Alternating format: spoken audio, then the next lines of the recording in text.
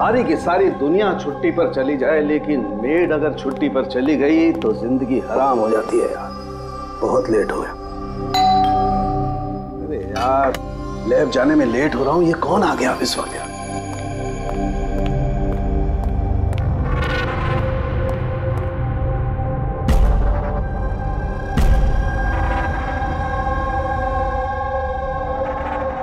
बाहर तो कोई दिखाई नहीं दे रहा। घंटे की आवाज तो सुनाई दी थी।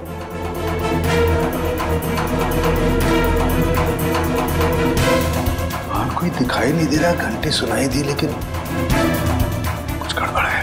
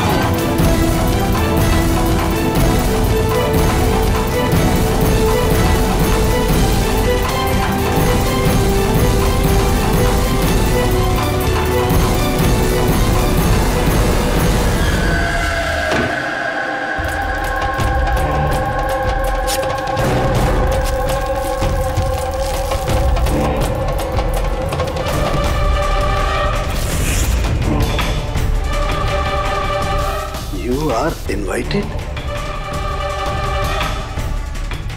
to a murder at 10 Wood Villa, Yardley Hills, 400876.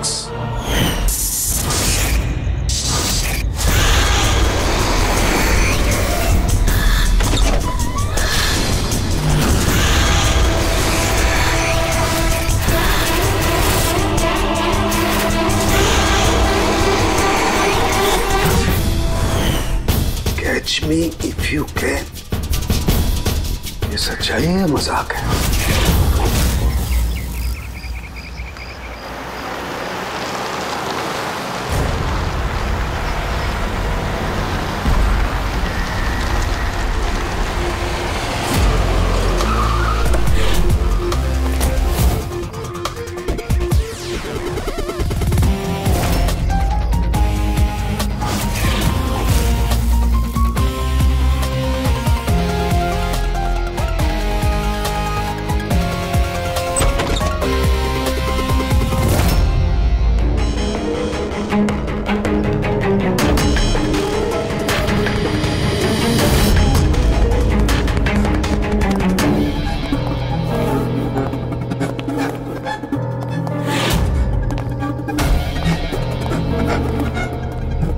My God.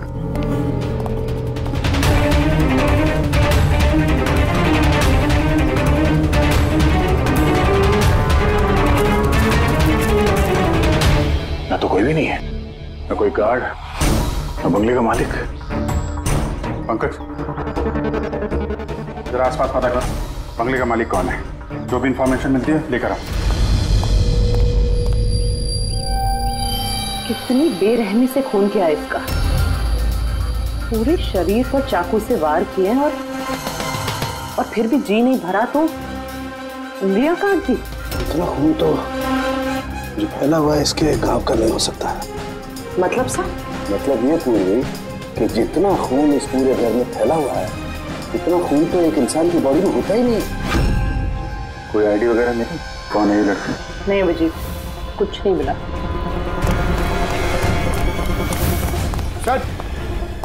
Sir, इस बंगले की मालकिन राइना है और वो आधे घंटे में आ रही है। ओके, ठीक है। तब तक एक काम करते हैं, यहाँ पे जितनी भी चीजें हैं, ये ब्लड, कोई सबूत, सब इकट्ठा करते हैं। कुछ भी छूटनी नहीं चाहिए। पता तो चले क्या हुआ यहाँ पे।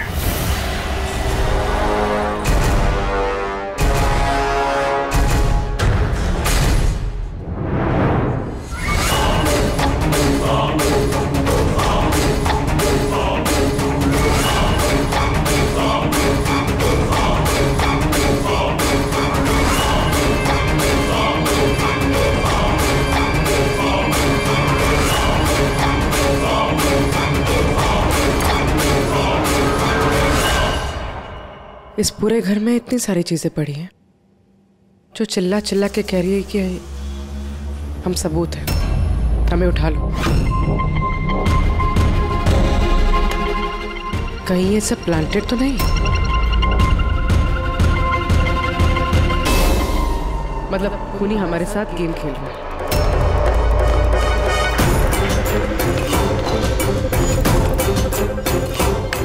ये सब किसने किया है? ये सब किसने किया है? What is all this? कमाल है सर, ये तो हम ही से पूछ रहे हैं किसने किया है। इतना गंदा कर दिया है, अब साफ नहीं कर सकते थे ये? वो सर साफ करने के लिए भी हमें बोल रही है। ये बदबू आ रही है। हे, मेरे बंगले में ये औरत क्या कर रही है? ओए बिरजू, बिरजू कहाँ है? बिरजू, बिरजू। यार लाश देख के लोग या तो बेहोश हो जाते हैं या डर के मारे गिर जाते हैं। इसको तो कुछ हुआ ही नहीं। बिरजू, बिरजू, बिरजू, और बिरजू, बिरजू। राणा जी, आपने ये घर ऐसे ही लावारिस छोड़ रखा है? एक्सक्यूज मी, घर लावारिस नहीं है, इस घर की मालकिन मैं हूँ। ये मेरा पुश्तैनी बंगला है। आपका बंगला है तो आपने देखभाल करने के लिए किसी को रखा नहीं है क्या यहाँ पे? ऑफ कोर्स है बिरजू, पर पता नहीं वो कहाँ है। बिरजू! इस औरत की लाश पड़ी है आपके बंगले में, आप उसको भी नहीं जानती? मैं कुछ नहीं जानती, और अब प्लीज यहाँ से निकल जाइए और जाते जाते सब कुछ साफ करते हुए जाइए। बिरजू! सर ये औरत थोड़ी अजीब है और टेढ़ी भी।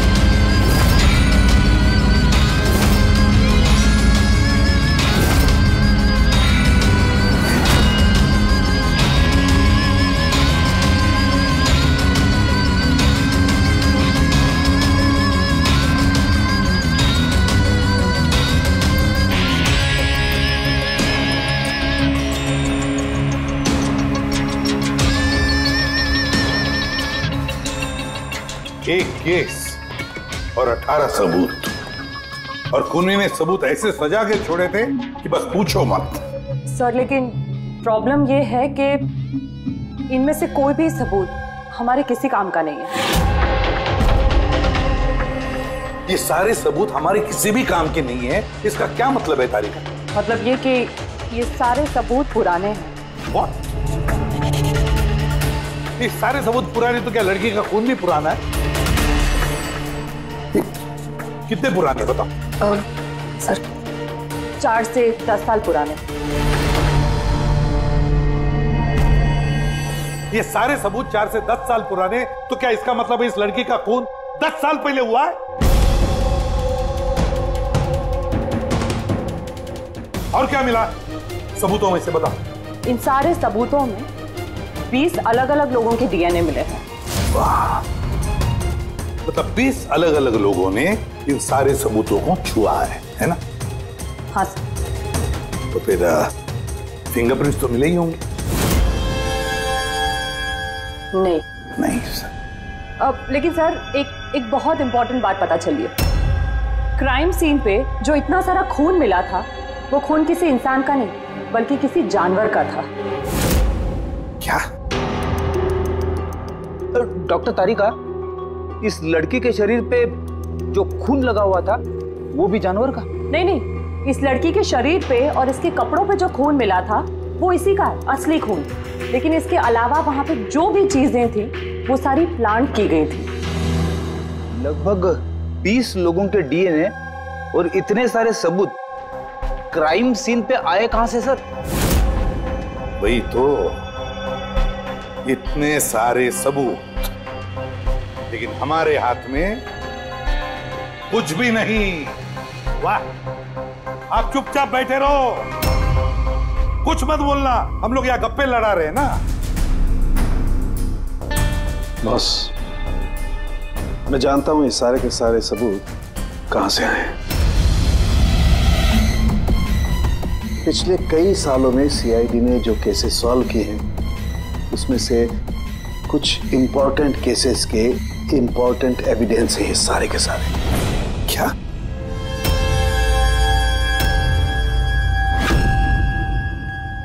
जब मैंने रायना और उसके परिवार का बैकग्राउंड चेक किया, उसके परिवार में 2-3 लोग खून के इल्जाम में जेल की सजा काट रहे हैं। और ये रायना, इसे बाइपोलर डिसऑर्डर है। तभी वो वैसे बर्ताव कर रही थी। और वो जो केयर टेकर था बिरजू, उसका कुछ पता चला? सर, उसकी फोन की लास्ट लोकेशन उस बंगले के बाहर ही एक्टिव थी, उसके बाद से ऑफ है। ढूंढने की कोशिश जारी है। कमाल है, उस बंगले में इतना कुछ हुआ और बंगले की मालकिन को कुछ पता ही नहीं। केयर टेकर गायब है। यार ये कहीं बीमारी की आड़ में कोई गेम तो नहीं खेल रहे? हो सकता है, नजर रखनी पड़ेगी उस पर। पंकज, वो जो लड़की की लाश मिली थी उसका कुछ पता चला? सर सारे पुलिस स्टेशन, न्यूज़पेपर और न्यूज़ चैनल में भेज दिया। थोड़ी देर में पता लग जाएगा सर।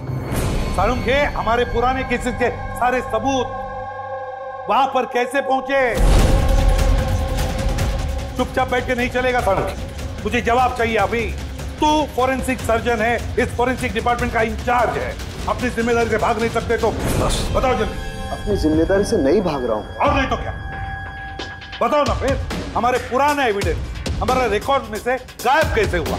बस एक काम करते हैं, रिकॉर्ड रूम में चल के वहां पूछताछ करते हैं, पता चल जाएगा बस वहां पर क्या गड़बड़ हुई है। प्लीज। इतने सारे सबूत गायब कैसे हो गए? मालूम है ना ये सबूत कितने इंपॉर्टेंट होते हैं? तो फिर आपके होते हुए ये चूक हुई कैसे? कैसे गायब हो गए सबूत? सर, हमारे होते हुए चोरी नहीं होती सर। तो फिर चोरी कब हुई? सर, ये चोरी रात को ही होगी, क्योंकि हम लोग रात को नहीं रहते ना, इसीलिए चोरी हो गई। और आपका क्या कहना है? सर, मैंने डॉक्टर साहब को कितनी बार बोला कि लॉक वगैरह ठीक करवा लीजिए, दरवाजे खिड़कियां ठीक करा लीजिए, सीसीटीवी कैमरा लगवा लीजिए, लेकिन डॉक्टर साहब हमारी सुनते ही नहीं है। और तो और क्या? और क्या? सर, वो पता नहीं किसी को भी लेके आ जाते हैं सर, बोलते हैं कि पुराने एविडेंस देखने हैं। और क्या? सर, वो पता नहीं किसी को भी लेके आ जाते हैं सर, बोलते हैं कि पुराने एविडेंस देखने हैं।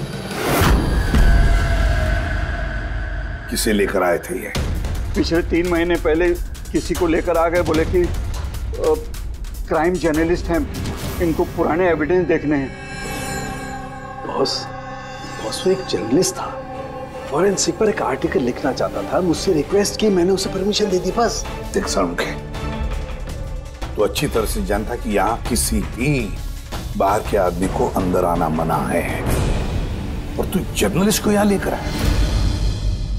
सर, पिछले महीने भी सर कॉलेज के स्टूडेंट को लेकर आए थे, उन्हें भी पुराने एविडेंस दिखा रहे थे, तो हो सकता है कि उनमें से किसी ने चोरी की हो। नहीं बॉस, ऐसा नहीं हो सकता। वो तो फॉरेंसिक के स्टूडेंट थे, बेचारे मुझसे परमिशन मांग रहे थे, सर हम स्टडी करना चाहते हैं, कुछ प्रैक्टिकल देखना चाहते हैं, कुछ सीखना चाहते हैं, सर प्लीज परमिशन दे दीजिए। मैंने उन्हें परमिशन दे दी बस।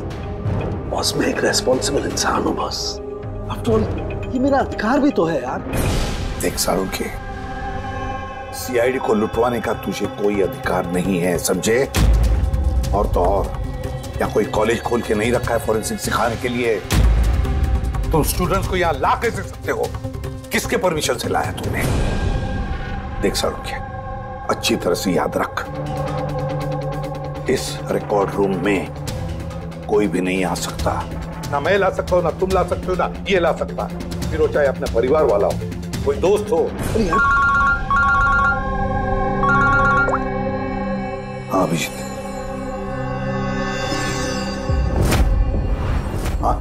सर, जिस लड़की की मौत हुई थी उसका नाम टीना है, ये उनके पिताजी हैं, doctor Nirav sir, head of forensic Chennai. Doctor Nirav? Nirav? Nirav?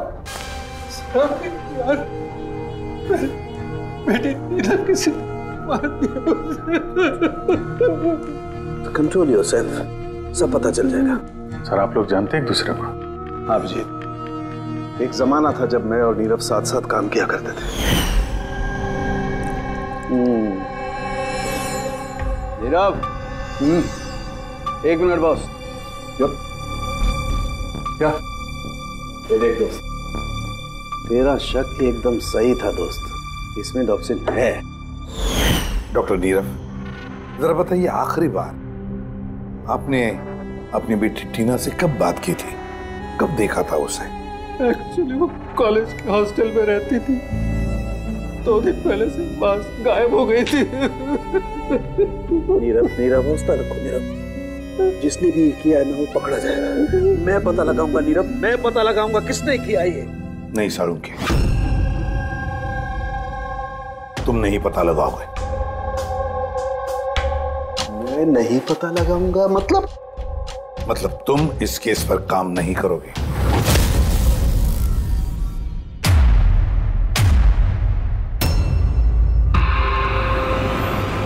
क्यों? क्योंकि तुम्हारी लापरवाही की वजह से फोरेंसिक रिकॉर्ड रूम में से सबूत गायब हो गए। You are suspended Salunkhe till further notice.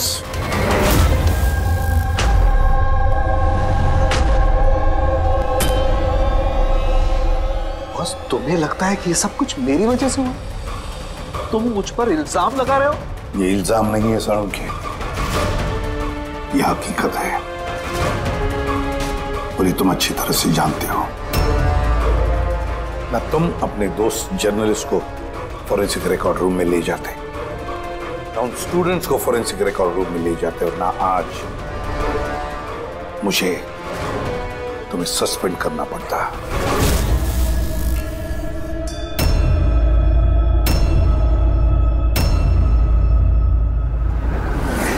यार नीरव को मेरी जरूरत है, इस केस को मेरी जरूरत है यार, प्लीज। नहीं साळुंखे। सर आपने मुझे बुलाया? डॉक्टर तारिका, अब से तुम डॉक्टर नीरव की बेटी टीना की केस हैंडल करोगे। मैं? हाँ। लेकिन सर अभिजीत, साळुंखे का दोस्त जर्नलिस्ट और उसके वो स्टूडेंट्स जो फोरेंसिक रिकॉर्ड रूम में आए थे, सबकी अच्छी तरह से इंक्वायरी करो, अच्छी तरह से।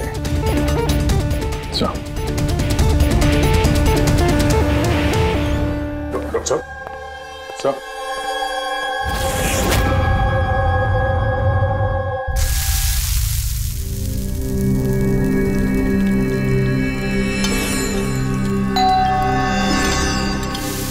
आ गए वो प्रद्युमन के दाएं बाएं, दया और अभिजीत मेरे घाव पर मरहम लगाने के लिए। मुझे मालूम है खोलते ही कहेंगे सर कुछ नहीं होगा, हमें आप पर पूरा विश्वास है, सब कुछ ठीक हो जाएगा। क्या काम ठीक हो जाएगा? पहले तो बेइज्जती करके निकाल देते हैं और फिर भेज देते हैं अपने दाएं बायों को, जाओ जाओ उसके घाव पे मरहम रखो।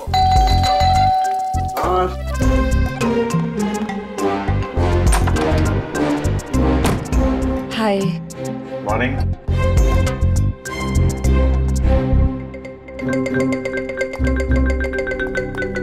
अरे क्यों टेंशन ले रहे हैं सर, सब ठीक हो जाएगा। हमें आप पर पूरा विश्वास है सर, हमें पूरा यकीन है आप कोई गलत काम कर ही नहीं सकते, मगर क्या करें, प्रोटोकॉल तो फॉलो करना ही पड़ेगा। देखो मुझे तुम लोगों की सहानुभूति की कतई जरूरत नहीं है, और हाँ तुम्हारे एसीपी साहब की सहानुभूति की भी बिल्कुल जरूरत नहीं है। बच्चा नहीं हूं, रो नहीं रहा। मुझे मालूम है प्रद्युमन अपने उसूलों का बहुत पक्का है, होना भी चाहिए। गुड। सर मैं बहुत शर्मिंदा हूँ, आई एम वेरी सॉरी। आपके सामने एसीपी सर ने मुझे नहीं तारिका, शर्मिंदा होने की कोई जरूरत नहीं, तुम अपने काम पे ध्यान दो, हर चीज को बारीकी से देखना, कोई ना कोई सुराग जरूर मिलेगा। हम जिस चीज को भी छूते हैं अपने निशान छोड़ जाते हैं। Remember, every contact leaves a trace behind. बस इसी फॉर्मूले को फॉलो करना। और हाँ, जब तक ये केस सॉल्व नहीं हो जाए प्लीज यहां पर मत आना। मैं जानता हूं मैं बेगुनाह हूं और अपनी बेगुनाही साबित करके रहूंगा। तब तक के लिए प्लीज लीव मी अलोन। आप लोग अपने केस पे ध्यान दीजिए।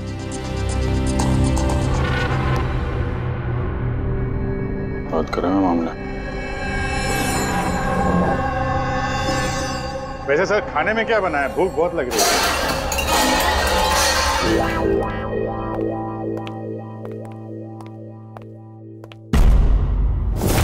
सर, ये जर्नलिस्ट सुना बहुत टेढ़ा और बदतमीज आदमी। 3 महीने पहले डॉक्टर नीरव के साथ किसी बात पे झगड़ा भी हुआ था सर। देखते हैं कितना टेढ़ा है।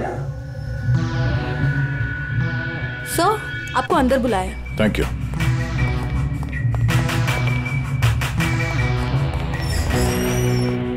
अरे वाह, नसीब हमारे, आज तो सीआईडी टीम के सीनियर इंस्पेक्टर दया से मुलाकात हो ही गई। आइए बैठिए बैठिए। हम यहाँ बैठने नहीं आए। अरे ऐसी भी क्या बेरुखी है जनाब। चलिए जाने दीजिए, छोड़िए। ये बताइए कि क्या लेंगे? चाय, कॉफी, ठंडा? ठंडा ठंडा वंडा नहीं पीते हम लोग। वैसे दया साहब, मैं काफी टाइम से सीआईडी टीम पर एक डॉक्यू ड्रामा सीरीज बनाने की फिराक में हूं, लेकिन अपने एसीपी साहब मिल ही नहीं रहे। तुम तो जानते ही होंगे, सीआईडी अरे गहरे को एंटरटेन नहीं करती। आप सीधे मुद्दे की बात करें।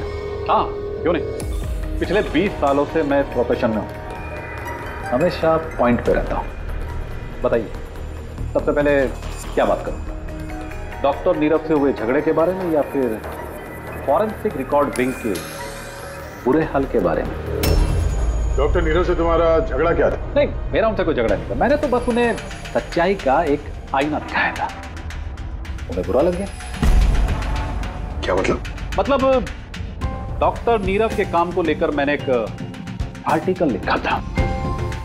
मेरे हिसाब से वो फॉरेंसिक के काम के प्रति ईमानदार नहीं थे, थोड़े ढीले ढाले किस्म के फॉरेंसिक एक्सपर्ट थे। इसलिए उन्होंने मेरे खिलाफ मानहानि का केस भी किया। बहुत बेइज्जती हुई मेरी। मैंने उनसे माफी भी मांगी। पढ़ा भी उनकी बेटी की दर्दनाक मौत को लेकर मुझे बहुत दुख हुआ। और अपना दुख जाहिर करने के लिए आपने एविडेंस रूम से एविडेंस चुरा कर वहां फेंक दिया जहां नीरव जी की बेटी का खून हुआ था। अरे जनाब, मैं भला ऐसा क्यों करने लगा? मैं भला क्यों पुरानी हड्डियां और खून से सनी साड़ियां चुराऊंगा? तो वहां एविडेंस विंग में क्या देखने गए थे? फॉरेंसिक लैब से एविडेंस कैसे चुराया जाता, मैं ये देखने गया था। मैं आप लोगों की लापरवाही देखने गया था। खैर, अब जाने दीजिए, ये सब बताने की कोई जरूरत नहीं। अब तो आप लोगों को भी पता चल ही गया होगा। देखिए, ज्यादा भाषण मत दीजिए आप। जितना जितना पूछा जाए उतना जवाब दीजिए बस। क्यों? जब खुद पर बात आई तो मिर्चें लग गई। आप लोगों के पास इस बात का जवाब है कि किसने कैसे फॉरेंसिक लैब से एविडेंस को चुराया होगा? मुझे तो लगता है कातिल आप लोगों की कमियां दिखाना चाहता है। खैर, जाने दीजिए। अब ये बताइए कि ये सीआईडी पर डॉक्यू ड्रामा सीरीज कब स्टार्ट करोगे? सर, इन्हें ब्यूरो लेके चलते हैं। लगता है ये सही जवाब वही देंगे। उसके लिए लंबा चौड़ा प्रोसीजर लगता है, और वैसे भी सबूत भी तो होना चाहिए ना, क्यों दया साहब? बहुत जल्द मिलते हैं। प्रोसेस पूरा करके सारे एविडेंस लेके आएंगे और तब बात करते हैं सीआईडी पे डॉक्यू ड्रामा बनाने की। हाँ?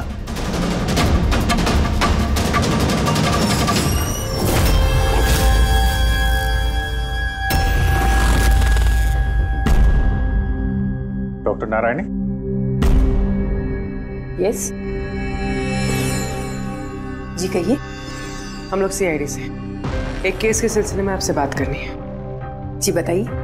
जो स्टूडेंट पिछले महीने फॉरेंसिक रिकॉर्ड रूम देखने गए थे, वो सारे के सारे चोरी और खून के इल्जाम में सस्पेक्टेड हैं।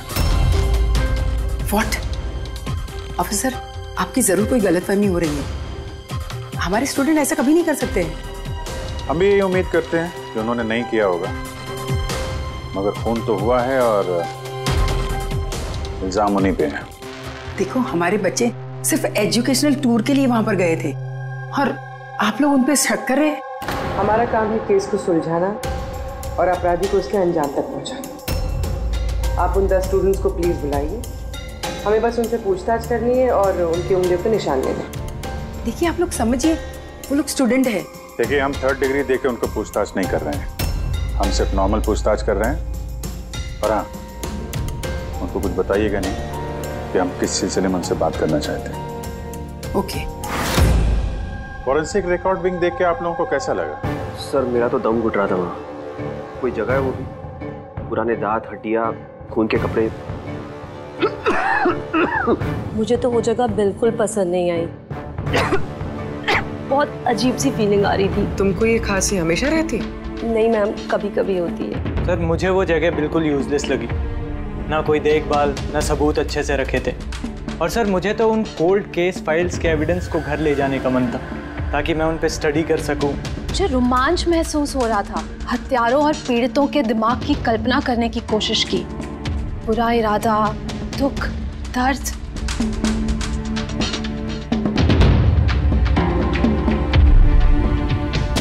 सर यहाँ तो 9 ही लोग हैं, एक नहीं है। हाँ वो एक स्टूडेंट आज एब्सेंट है, उसकी तबीयत ठीक नहीं है। कौन है, क्या नाम है? सारिका। सारिका, हमें उसकी पूरी डिटेल्स चाहिए। हाँ तारिका, कुछ मिला क्या नहीं अब तक? देखो तारिका, हमारे पास वक्त नहीं है। सर मैं कब से वही ढूंढने की कोशिश कर रही हूँ कि मेरे हाथ में कुछ तो आ जाए, जिससे सालों के सर पे जो इल्जाम लगाए ना वो साफ हो जाए।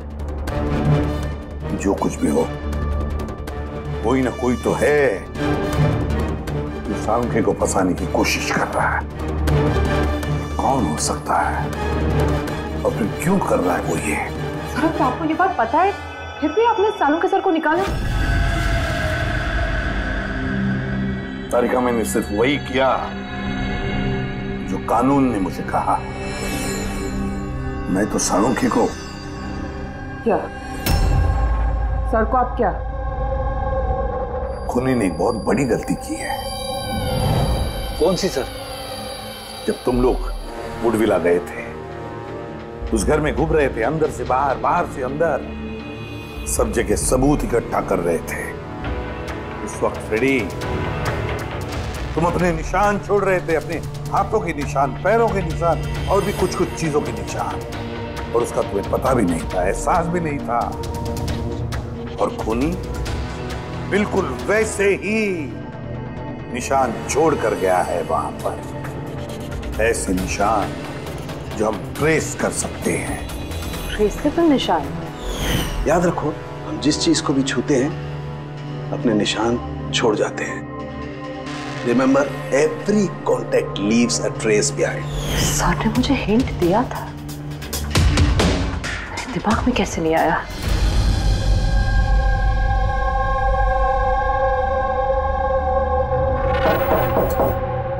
जी कहिए। सारिका कहाँ है? आप लोग? CID। आप कौन है? सब, मेरा नाम रूपाली है। और सारिका? सब, वो तो यहाँ नहीं है, कल ही चली गई। कहाँ चली गई? मैम वो अपने घर चली गई। कल वो आई और जल्दी जल्दी उसने अपने सारे बैग्स पैक किए, और बहुत जल्दी में थी इसलिए उसने अपना फोन भी यहीं छोड़ दिया। कोई वजह बताई उसने इतनी जल्दी में घर चली गई? जी सर, वो बता रही थी कि उसके घर का कोई सदस्य बीमार है। क्या? सर फोरेंसिक सेंटर से पता चला कि सारिका बीमार है, और ये बता रही है कि उसके घर का कोई बीमार है। कुछ चक्कर तो है सर। अच्छा रूपाली, ये सारिका का घर कहाँ है? सर कानपुर। कानपुर। और आप लोग साथ में रहते थे? जी सर, हम दोनों रूममेट्स हैं। अच्छा, आप लोग कब से साथ में रहे? यही कोई 8-9 महीने। 8-9 महीने से तो एक दूसरे के बारे में काफी कुछ पता चल जाता है। क्या कैसी लड़की थी सारिका, कुछ बता सकती हैं आप? सर वो तो बहुत अच्छी लड़की है। इनफैक्ट वो अपने काम से काम रखती है, फोरेंसिक इंस्टीट्यूट जाना, वहाँ से वापस आना, यही उसका डेली रूटीन। Forensic centre? तो वहाँ की कुछ बातें बताती थी वो आपसे? हाँ, फोरेंसिक इंस्टीट्यूट से रिलेटेड कुछ बातें बताती रहती है। जैसे अभी कुछ दिनों पहले वो मुझे बता रही थी कि तुम्हें पता है रूपाली, सबूतों को प्लेस करके ना किसी को भी फंसाया जा सकता है। Really? लेकिन ऐसा कैसे हो सकता है? अरे बुद्धू, कुछ भी हो सकता है। मैं कर सकती हूँ ना, किसी भी केस को पलटा जा सकता है सिर्फ और सिर्फ सबूतों के दम पर। अब देख मैं कैसे सबका दिमाग घुमाती हूँ। सर, टीना और डॉक्टर सालुंके के केस में भी तो यही हुआ है। और अब ये सारिका फरार है, इसको ढूंढना होगा जल्दी से जल्दी।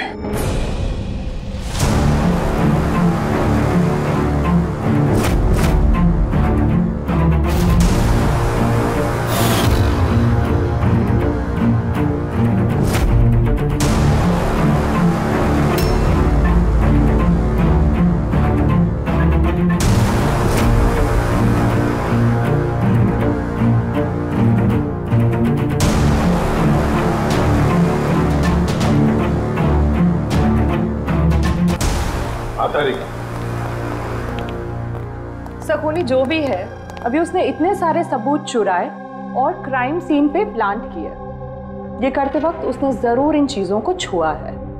लेकिन डॉक्टर तारिका, तुमने तो कहा था कि फिंगरप्रिंट्स के कोई निशान नहीं मिले, तो फिर इन चीजों को छुआ कैसे? उंगलियों के तो कोई निशान नहीं है, लेकिन मैं ये कहने की कोशिश कर रही हूँ कि इतने सारी चीजें उसने चुराई और क्राइम सीन पर प्लांट की। अब इतनी मेहनत करने के बाद उसे जरूर थोड़ा तो पसीना आया होगा।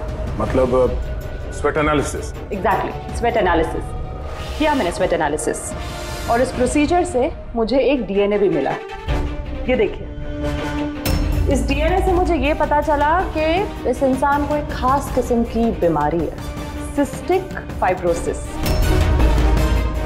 ये किस तरह की बीमारी है? ये एक जेनेटिक बीमारी है पूर्वी। इस बीमारी से इंसान के बॉडी ऑर्गन्स जैसे किडनी, लंग्स, पैंक्रियाज, इंटेस्टाइन, ये सब डैमेज होने लगते हैं। तो डॉक्टर तारिका, इस बीमारी की तो पहचान भी होगी ना? कोई सिम्टम्स तो होंगे? सिम्टम्स है। अगर ये बीमारी ज्यादा टाइम तक रहे तो वो इंसान की उसकी ग्रोथ पुअर हो जाती है, फैटी स्टूल्स होने लगते हैं, सांस लेने में तकलीफ होती है, बहुत खांसी आती है, इनफैक्ट साइनस इन्फेक्शंस होने लगता है। सांस लेने में तकलीफ और खांसी? तो ऐसे मरीजों को तो हॉस्पिटल के काफी चक्कर लगाने पड़ते होंगे।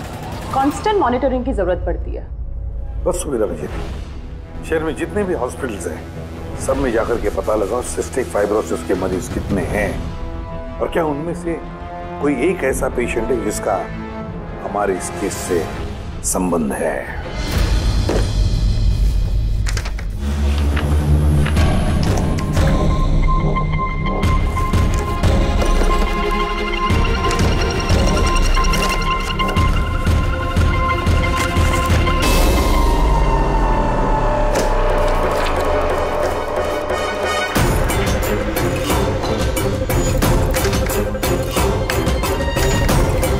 इस केस में हम लोग साथ साथ हैं। यस। डॉक्टर नीरव की बेटी को मार दिया गया, मुझे सस्पेंड कर दिया गया, तो बचा ललित। अगर ये सब कुछ इस केस की वजह से हो रहा है तो ललित के साथ भी कुछ ना कुछ तो हुआ होगा या कुछ ना कुछ होगा। ललित को ढूंढना पड़ेगा, लेकिन इस सालों से ललित से कोई कांटेक्ट नहीं है, कैसे ढूंढूं उसे? ट्राई करता हूं।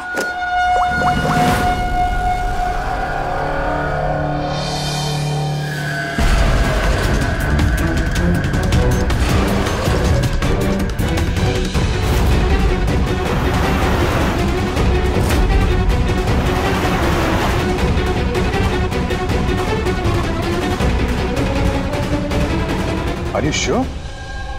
ये वही है? जी हाँ, ये वही है, और इसको हॉस्पिटल में 2-3 बार आना ही पड़ता है। My God. Thank you very much. Thank you.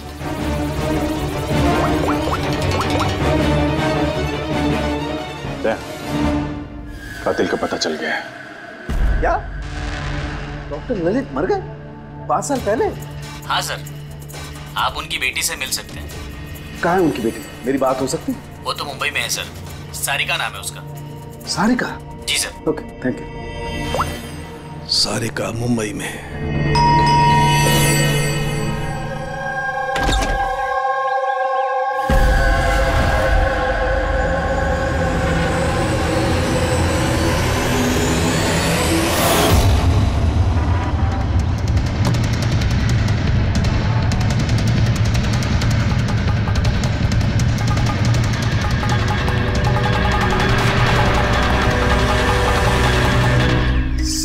के बहुत करीब हो तुम, एक आखिरी जगह जहां खून होगा। इंतजार कर रहा हूं तुम्हारा, वही जहां से ये सब शुरू हुआ था 8 साल पहले।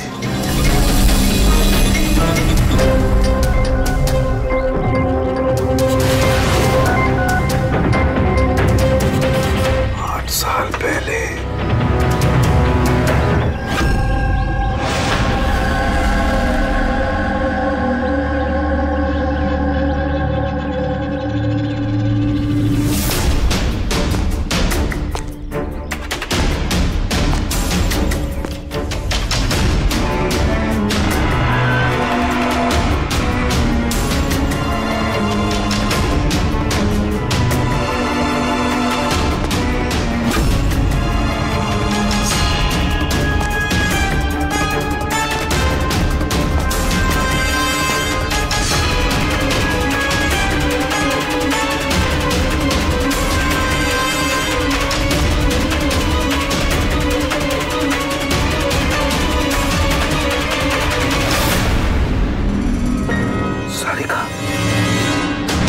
किसने मारा? ये लाइट को क्या हुआ?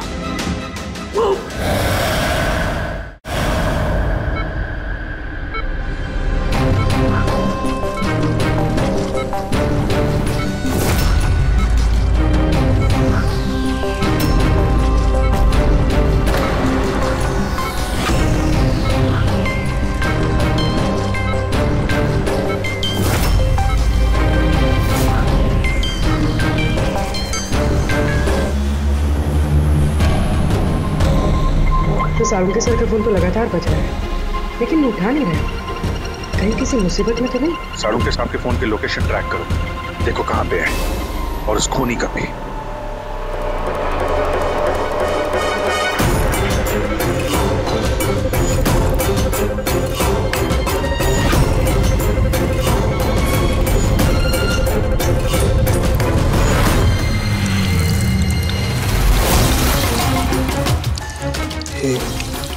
ये क्या कर रही हो? तुम्हारी मौत है, धीरे धीरे और बहुत ही दर्दनाक।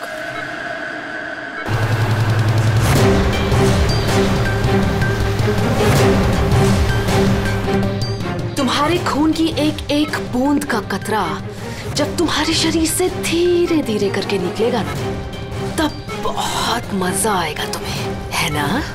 लेकिन तुम ऐसा क्यों कर रही हो? अपने बाप की मौत का बदला ले रही हो। अरे हत्यारे हो तुम तीनों। तुम्हारा बाप रघु? हाँ, रघु, जिसे तुमने, डॉक्टर ललित ने और डॉक्टर नीरव ने मिलकर मार डाला। और तुम्हारी वजह से आज मेरा बाप मेरे साथ नहीं है। मार डाला? हमने? कैसे? सबूत इकट्ठा करके मार डाला। तुम लोगों ने सबूत इकट्ठा किया, मेरे बाप को फांसी की सजा दिलवा दी। देखो देखो, सबूत इकट्ठा करना, सजा दिलवाना, ये फोरेंसिक का काम है। काम है? बेशक बेशक ये तुम लोगों का काम है, लेकिन तुमने मेरे बारे में तो नहीं सोचा ना, उस बेटी के बारे में जिससे उसका बाप छिन गया। मेरे बाप की मौत के बाद मैं सदमे में आ गई थी, और सदमे से बाहर आने के बाद मैंने सोच लिया था, ठान लिया था कि मैं तुम तीनों को तुम्हारे किए की सजा देकर रहूंगी। तो इसीलिए तुमने टीना को मार डाला? हाँ, मार डाला मैंने उसको, क्योंकि मुझे मालूम था कि डॉक्टर ललित 5 साल पहले ही मर गए हैं। और जहां तक रहा तुम्हारा और डॉक्टर नीरव का सवाल, तो मुझे मालूम था कि डॉक्टर नीरव अपनी बेटी टीना से बहुत ज्यादा प्यार करते हैं। टीना के मरने के बाद वो तो अपने आप ही मर जाएंगे। और तुम, जहां तक रहा तुम्हारा सवाल, तुम अपने फोरेंसिक से बहुत प्यार करते हो। जब वहां से तुम्हें धक्के मार के बेइज्जत करके बाहर निकाल दिया जाएगा, तब तो तुम अपने आप ही मर जाओगे। लेकिन सारिका ने क्या बिगाड़ा था?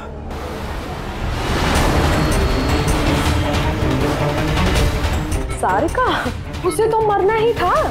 वो ललित की बेटी जो थी, और वो फॉरेंसिक में काम करती थी तो मेरे काम आती ना वो, उसी की मदद से तो मैंने फॉरेंसिक विंग से सारे सबूत इकट्ठा किए थे। तुम्हारा फॉरेंसिक तुम्हारे खिलाफ। ये देखो डॉक्टर सालुंके, हो गया मेरा बदला पूरा। और जब तक सीआईडी यहाँ पर आएगी ना, तब तक तुम ऊपर। Good by doctor Salunke.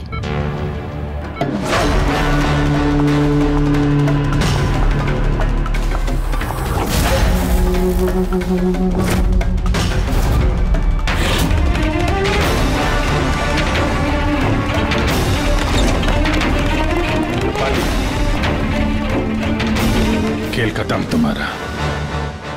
मेरा खेल खत्म और सालुंके का भी। बचा सकते हो ना तुम लोग, तो बचा लो।